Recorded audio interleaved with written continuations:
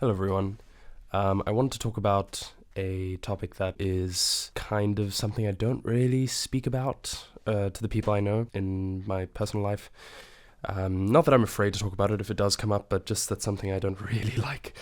being associated with my character, which is that I almost got sucked into, I guess, a bit of a far-right pipeline when I was younger, thanks to the internet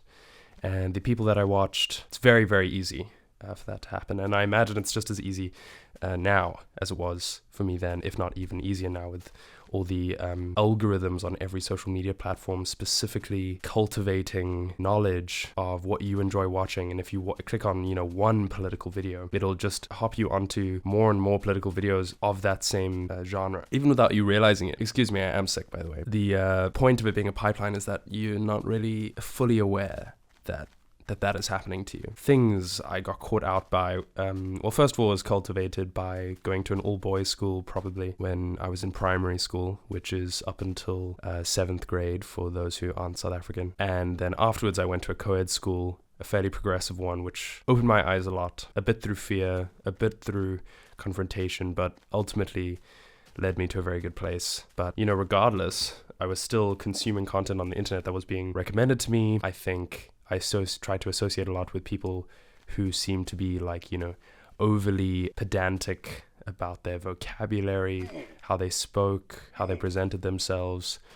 People like Jordan Peterson, people like Elon Musk, even Ben Shapiro, although even that got humorously tossed to the wayside before Elon Musk and Jordan Peterson did, because he just,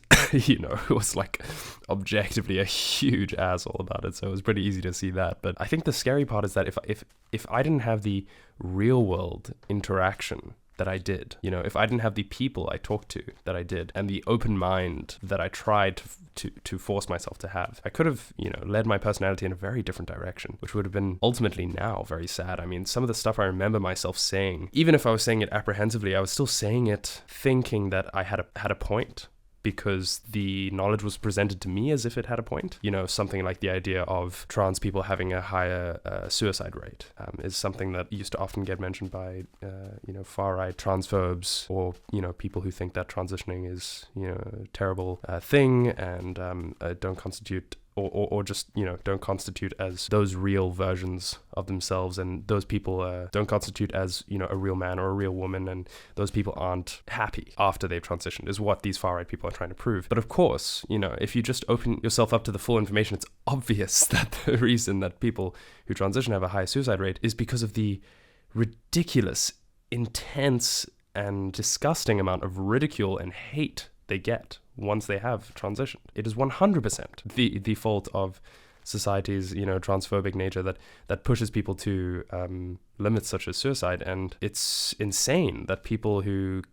try and build their culture around being, really smart and really considerate of all angles don't mention this when they're talking about trans people's suicide rate. That's just the example that I thought of that sparked me to make this video. But I just wanted people to know that if you are caught in some sort of loop like that, and you might not even realize that you are, but the advice that I give to anyone, not just people who think they're caught in a far-right pipeline or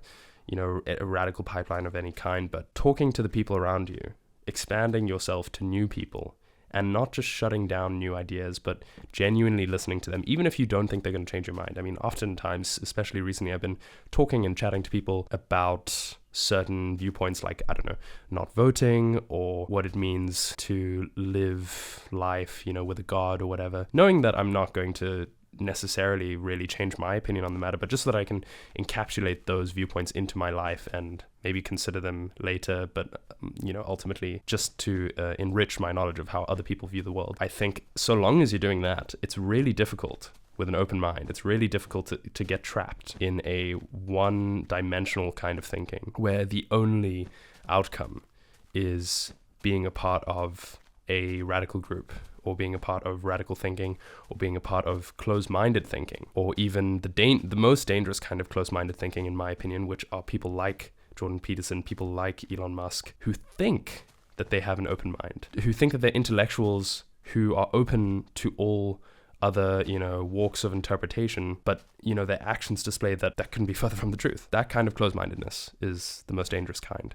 So as long as you remain truly comfortable with the idea of exposing yourself to different viewpoints and not being upset by different viewpoints, then I think you won't slip into those kinds of pipelines, especially the far-right pipeline, which is built on